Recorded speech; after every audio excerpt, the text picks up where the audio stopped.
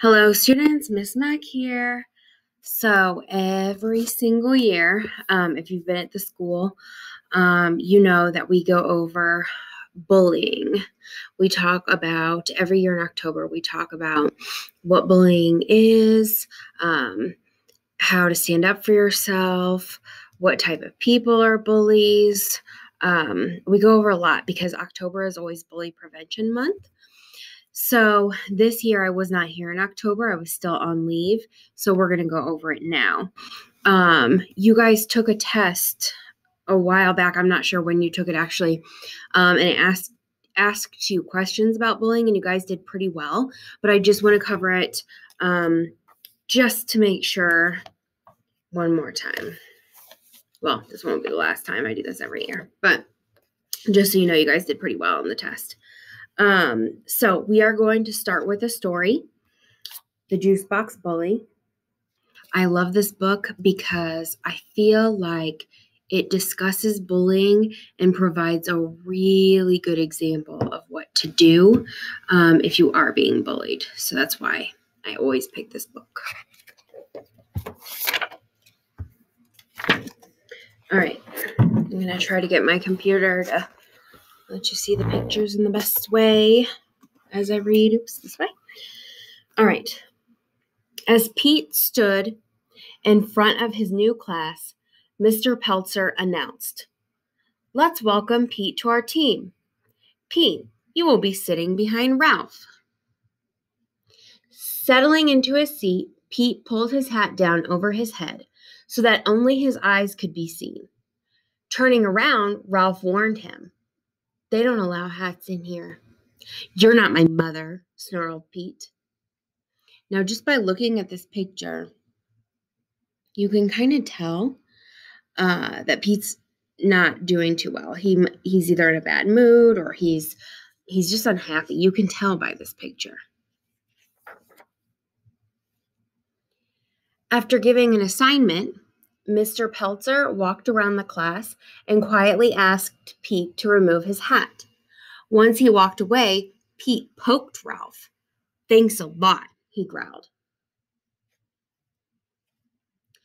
Later that day at recess, Pete didn't ask to join the soccer game. Instead, he watched. Now, as we know, everyone likes to play at recess, so something's up. Something would tell me that he's unhappy. "Hi, Pete," Ralph said. "Do you want to get into the game?" "Not with those nerds," Pete replied. "I don't like those kids." "Well, what do you want to do?" asked Ralph. Pete smiled spitefully. "Let's steal the ball. We're bigger than them. We can have our own game." "I don't think so," answered Ralph. "That's not how we do things around here." "Then I'll do it myself," taunted Pete, "if you're so afraid."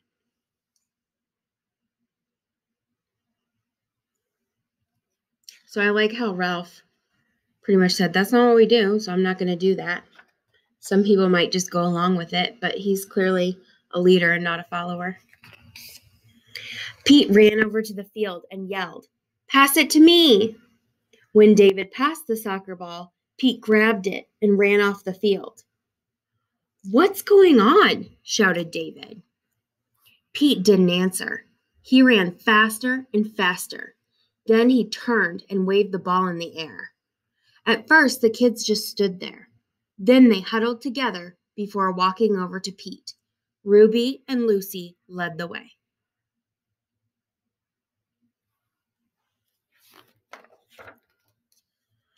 "I know you're new around here, but what are you doing?" asked Ruby. "I'm playing with the soccer ball," Pete snapped. "Think you're going to take it away from me?" Ruby didn't argue, nor did she threaten Pete. Instead, she softly but firmly explained, "It's your first day here, so there is no way you could know this. In Mr. Peltzer's class, we made a promise. We promised to take care of ourselves, each other, and our classroom. and to solve problems peacefully. We promised that in this class, no one would stand by and accept bad behavior. When someone acts hurtfully, we all speak up. We want you to be a member of the class and to make the same promise. Dumb rules, dumb promises. Throwing the ball to the ground, Pete walked away. The next day, Pete ate alone. Again, not a lot of people want to eat alone, so something would tell me that Pete's just not very happy. When he finished lunch, the kids raced out of the lunchroom while Pete trailed behind. Ruby ran up to Pete and asked, "Do you want to play soccer today?" "I don't play with nerds." "Okie dokie," Ruby replied. "Hey, Ruby," Pete called after her. Ruby stopped and turned. "Nice shirt," Pete complimented. Then he squirted his juice box right at her. Not good.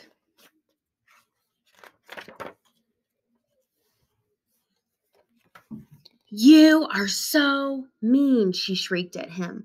"I'll tell everyone how mean you are. You won't have any friends here." By now, Ralph, David, and some others had come up to them. "Ruby, I won't let you do that," Ralph said clearly. "Remember our promise." "I don't want to remember the promise. Look what he did. We'll ignore him forever until he leaves the school and goes back to his old school," Ruby demanded. Now, it seems to me that Ruby lost her temper because at first she was being very calm, asking him why he was doing what he was doing. The next day, she even asked him to play. But I think she lost her temper, which sometimes we do. So let's see what she does next. Ralph walked between Ruby and Pete. "We're not going to do this, Ruby. I know you're angry. You can tell Mr. Peltzer if you want. But we're not going to let you treat Pete like this, and we won't put up with his bad behavior either." Ruby stomped away, leaving Pete and Ralph behind. "No one's ever done that before," Pete said. "Why did you stand up for me?" "I've been in your shoes, and I realize being a bully doesn't work." "And I'm not a bystander," Ralph said. "I don't stand by and let mean things happen. Besides, Ruby is my friend, and you shouldn't have ruined her shirt."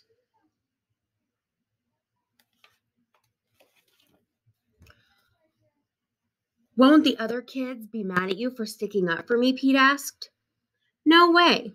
They all made the same promise. We talked about it for a long time with Mr. Peltzer, and every kid here tries to keep that promise." "At my old school, I got picked on all the time," Pete said. "Everybody just let it happen. So I started to tease kids before they could be mean to me." So I think we got our answer of why he's bullying. It sounds like he used to be bullied, so he came into this new school bullying other people so that it wouldn't happen again. There's always a reason. Ralph replied, "We decided that when someone tries to be a bully, no one will stand by and let it happen. We speak up or we ask for help from an adult, but we won't be bystanders to bad behavior." The bell rang and it was time to go back to class. "They hate me. They'll never let me play with them," Pete said. Before Ralph could even answer, David, Lucy, and Ruby all came towards them. "I'm sorry about what I said," Ruby apologized. "I can't believe I forgot the reason we made the promise. If we can remember to stand up for each other, school is a lot more fun." "Wow, the kids here are way different than at my other school," Pete said. "Maybe I'll give this promise thing a try." "Great, let's go talk to Mr. Peltzer," said Ruby. "Hey, Ruby, sorry about your shirt," Pete added. Ruby smiled. "No worries. I kind of like the new look." Everyone laughed as Pete and Ruby led the way into class. The end.